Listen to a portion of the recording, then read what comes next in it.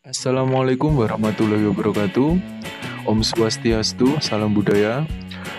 Lembaga Pers Mahasiswa Aksara di podcast buku kali ini akan membahas sebuah buku yang berjudul Matinya Pendidikan, yang ditulis oleh seorang kritikus pendidikan sekaligus kritikus teknologi yang bernama Neil Postman.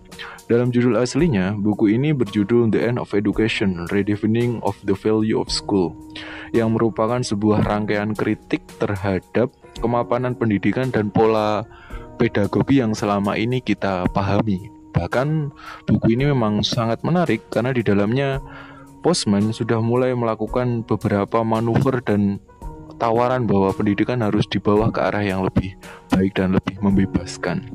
Seperti para pendahulunya, misal di dalam bukunya Ivan Illich yang berjudul The Schooling Society maupun The Pedagogy of Oppression-nya karya Paulo Freire, buku ini sama dalam hal bahwa pendidikan bukan merupakan produk komoditas yang seharusnya bisa kita raih dan kita gunakan untuk bekerja, atau kelak kita akan sekolah, kuliah maupun menempuh pendidikan hanya untuk tunduk pada logika pasar maupun kapitalisme.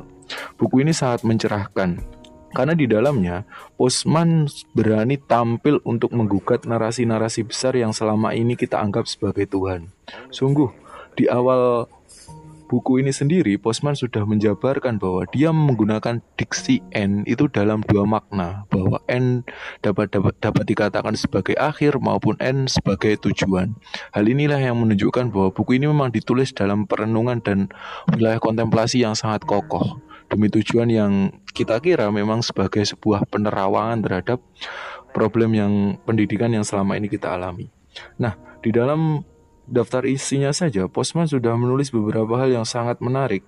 Di dalam bagian 1, dia melihat bentuk-bentuk Tuhan-Tuhan yang selama ini kita sembah. Tuhan teknologi, Tuhan efisiensi pendidikan, Tuhan konsumerisme, maupun Tuhan-Tuhan yang lain yang membungkah dan kita kita imani tanpa ada kritik maupun argumentasi yang lebih rasional bahkan.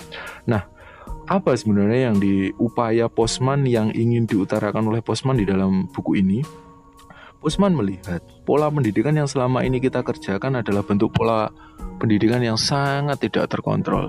Karena kita melihat bahwa anak-anak dididik hanya dalam frame yang guru sebagai sebuah doktriner dan dia selalu mencekoki siswa-siswa tersebut untuk tunduk terhadap ilmu pengetahuan yang sudah baku.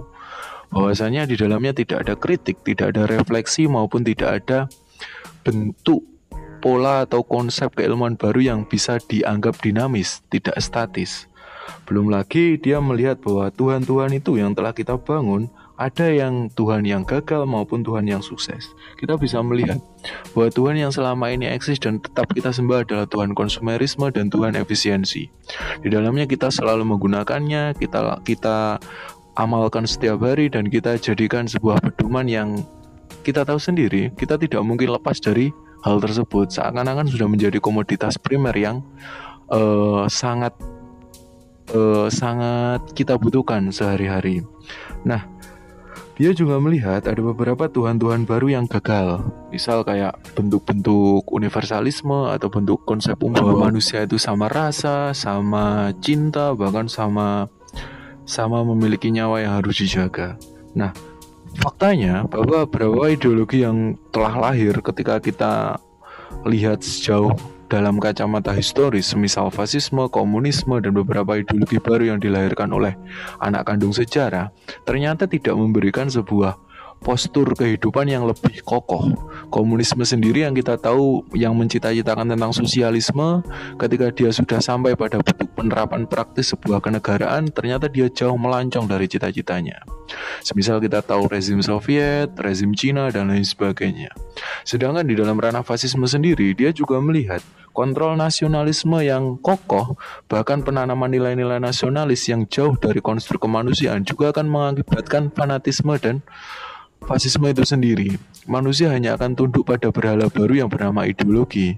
Semisal kalau kita contoh, ada beberapa kasus seperti di Nazi, Jerman, atau mungkin di negara kita sendiri, ketika kita melihat ideologi itu sebagai sebuah bongkahan yang tidak dapat dikritisi maupun dibuat sekontekstual dengan zaman yang akhirnya berkembang.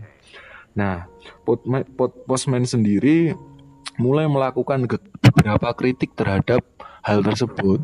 Dia melihat bahwa kesadaran kita tentang nation sentris maupun ras sentris yang akhirnya mengakibatkan kekerasan rasial itu harus direduksi maupun harus dibenahi dengan beberapa pola. Misal penanaman pembelajaran yang tanda kutip dia tidak menginginkan ada multikulturalisme, tetapi sebagai sebuah upaya baru yakni pluralitas wacana atau mungkin pluralitas kesadaran bahwa di seantero dunia ini ada berbagai manusia yang memang berbeda dan tidak sama. Nah, ada pula beberapa kritiknya terhadap hal yang selama ini kita ketahui sangat urgen, semisal teknologi. Bagi Postman, kita melahap teknologi itu secara membabi buta. Kita menggunakannya, memfungsikannya, kita memperagakannya secara efisien, dan kita lupa apa sih hal-hal yang jauh berimplikasi dari teknologi tersebut. Misal kita membawa gadget dan kita lupa untuk mendalami bahwa di dalam gadget tersebut bisa mengakibatkan adanya kelumpuhan intelek misal, atau mungkin kemalasan jangka panjang dan lain sebagainya. Kita dicekoki oleh teknologi itu secara terapan, secara praktis, tidak secara metodologis maupun intelektual. Jatuhnya masyarakat tidak akan pernah berkembang di dalam apa yang diciptakannya di awal. Dia akan tunduk terhadap berhala yang dia ciptakannya sendiri. Itu yang paling gamblang dikatakan oleh Neil Postman. Nah, maka dari itu dia menawarkan seharusnya ada sebuah bentuk pedagogy of technology, atau dalam kata lain adalah pendidikan teknologi. Mungkin kita tahu sendiri ketika kita sekolah di bangku SMA atau mungkin SMP, kita diajari oleh guru-guru IT kita mungkin, atau pelajaran komputer tentang penggunaan Microsoft Word misal, atau beberapa perangkat-perangkat aplikasi PC yang ternyata memang itu tujuannya untuk pendidikan. Tapi jatuhnya kita tidak tahu kan implikasi terjauh dari pola pendidikan semacam itu. Kita tidak tahu usul atau kaidah-kaidah yang membelakangi dari teknologi tersebut. Kita hanya menggunakannya secara terus-menerus, secara serampangan, dan bahkan kita kelewat batas untuk menggunakan hal tersebut. Nah, setara juga dengan bentuk pemikiran yang ditawarkan oleh Young Baudrillard di dalam kosakata yang dia kemukakan sebagai simulakra. Teknologi itu sendiri pasti menciptakan realitas semu atau hyperreality, realitas yang dilebih-lebihkan. Nah, kita sekarang tunduk di dalam kesadaran semacam itu, kesadaran yang tervirtualkan, terdaringkan, dan kita memberhalakan citra-citra ataupun hal-hal maya di luar cangkupan kita. Kita memfungsikannya setiap hari. Kita menjadikannya alat ukur sebagai pembentuk atau media pembelajaran. Tapi apakah kita melihat sisi lain dari media pembelajaran tersebut? Jangan-jangan kita memang ditundukkan untuk menggunakannya, tapi tidak melihat imbas apa yang diciptakan oleh teknologi tersebut. Semisal kalau kita mengkontekstualisasikannya dengan keadaan saat ini, ketika pandemi COVID-19 ini menyerang di belahan dunia, kita disentralkan di dalam satu wacana tunggal bahwa harus menggunakan teknologi sebagai alternatif baru bentuk pelajaran konvensional. Kita menggunakannya sebagai pola pendidikan yang baru. Kita kuliah secara daring, kita berbagi file, PDF, doc, dan lain sebagainya. Kita kuliah menggunakan Zoom, Instagram, live, dan lain sebagainya yang mungkin memang sekarang sudah masif-masifnya. Nah, tapi apa kita melihat ada bentuk pendidikan yang memang benar-benar proporsional di dalam pola semacam itu? Apakah ada? Coba, ada beberapa teman-teman yang merasa dia tidak mampu, ada yang mereka yang tidak terlalu adaptif dengan gadget, ada yang mereka berkata bahwa ya udahlah kayak gini ternyata nggak enak dan lain sebagainya. Fakta-fakta di lapangan semacam ini loh yang menggambarkan bahwa teknologi sejauh dia berkembang, dia tidak akan pernah bisa membantu maupun difungsikan sebagai sebuah alat ukur kemajuan komunikasi, karena di dalamnya hanya satu pintu, ya kan?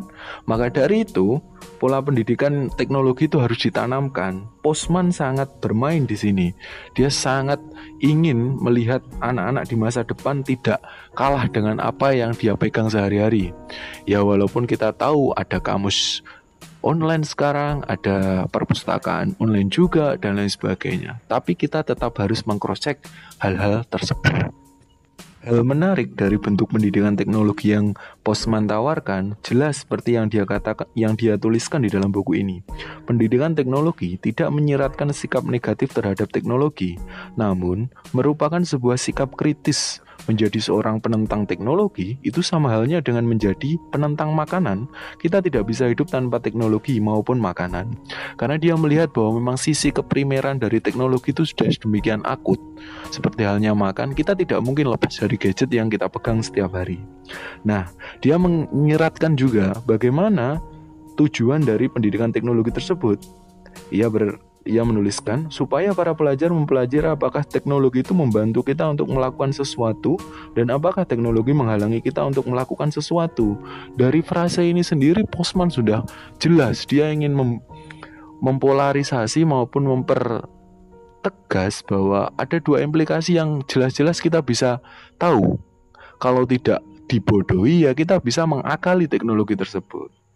Nah, perubahan pendidikan menjadi teknologi-teknologi baru dengan memaksakan sebuah budaya, bagaimana makna-makna kebenaran, makna hukum, dan makna intelijensi berbeda di antara budaya-budaya oral, budaya-budaya tulis, budaya-budaya percetakan, dan budaya-budaya elektronik. Teknologi pendidikan bukanlah mata pelajaran teknis, namun pendidikan teknologi adalah salah satu cabang dari pelajaran-pelajaran kemanusiaan. Nah, insyaf kita dari beberapa hal yang diutarakan oleh Postman sebenarnya adalah upaya membatasi ataupun upaya adaptasi yang lebih proporsional. Akhirnya kita tahu teknologi itu tidak mungkin dapat kita berangus maupun kita hadang. Dia seperti gempuran air yang selalu tersampaikan ataupun terbahterakan oleh kapitalisme, pasar global, dan lain sebagainya. Dan kita tahu iklan, televisi, maupun beberapa hal yang komersial lain menggempur otak kita, indera kita untuk terus membeli maupun untuk memfungsikan teknologi tersebut. Ya kalau kita sadari kita hidup di zaman postmodern, kita harus mampu memilah-milah beberapa tawaran yang telah disodorkan oleh peradaban dan kecanggihan. Semisal saya di akhir podcast ini ingin membuat semacam humor sedikit. Apa yang lebih memikat manusia di zaman ini selain cinta? Yakni kuota. Sekian, terima kasih. Salam pers mahasiswa.